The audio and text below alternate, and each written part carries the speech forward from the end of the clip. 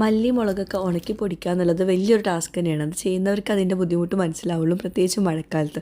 പിന്നെ ഉണക്കമുന്തിരിയൊക്കെ നമുക്ക് വീട്ടിൽ തന്നെ ഉണ്ടാക്കിയെടുക്കാൻ പറ്റുന്നുള്ളത് വലിയൊരു കാര്യമാണ്. ഞാനിതെല്ലാം ചെയ്തിട്ടുള്ളത് അഗാരോ ഫുഡ് ഡീഹൈഡ്രേറ്റിലാണ്. ഇതുണ്ടെങ്കിൽ ഭയങ്കര സിമ്പിളായിട്ട് നമ്മൾ പണികളൊക്കെ ഇതിന് 5 സ്റ്റെയിൻലെസ് സ്റ്റീൽ ട്രേകളാണുള്ളത്. ഇതാണ് ഇതിൻ്റെ മെയിൻ യൂണിറ്റ്. ഇതിൻ്റെ കൂടെ യൂസർ മാനുവലും റെസിപ്പി ബുക്കും പ്രൊവൈഡ് ചെയ്യുന്നുണ്ട്. എനിക്കിത് എൻ്റെ കയ്യിൽ കിട്ടിയപ്പം എനിക്ക് ആദ്യം തോന്നിയത് ginger powder, garlic powder, onion powder, അതുപോലെ തന്നെ റേസിൻസും ഒക്കെ ഉണ്ടാക്കാൻ വേണ്ടിയിട്ടായിരുന്നു കേട്ടോ.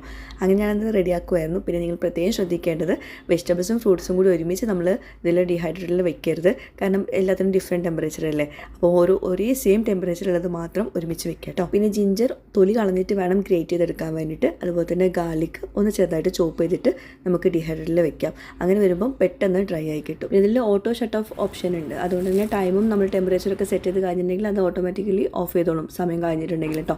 ഞാനത് 6 hours ആദ്യം വെച്ചു 50 ഡിഗ്രിയിൽ.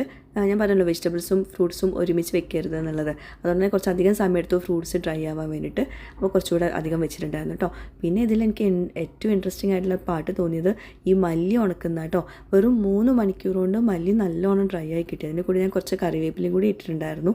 അപ്പോൾ ഇതുപോലത്തെ പരിപാടികൾക്കൊക്കെ ഭയങ്കര എളുപ്പമാണ് നമ്മുടെ ഈ ഒരു അഗാരോ ഫുഡ് ഡീഹൈഡ്രേറ്റ് നമ്മൾ കയ്യിലുണ്ടെങ്കിൽ. ഇത് കഴുകാനും എളുപ്പമാണ് കേട്ടോ. പെറ്റായിട്ടുള്ള ഒരു ടവൽ കൊണ്ട് ഒന്നും എടുത്ത് തുടച്ചെടുത്താൽ മതി. അപ്പോൾ തന്നെ ക്ലീൻ ആയി കിട്ടും ചെയ്യും കേട്ടോ. അപ്പോൾ ഇതിൻ്റെ ലിങ്ക് വേണ്ടവർ വേഗം തന്നെ കമൻസിൽ ലിങ്ക് എന്ന് കമൻറ്റ് ചെയ്തോളൂ കേട്ടോ.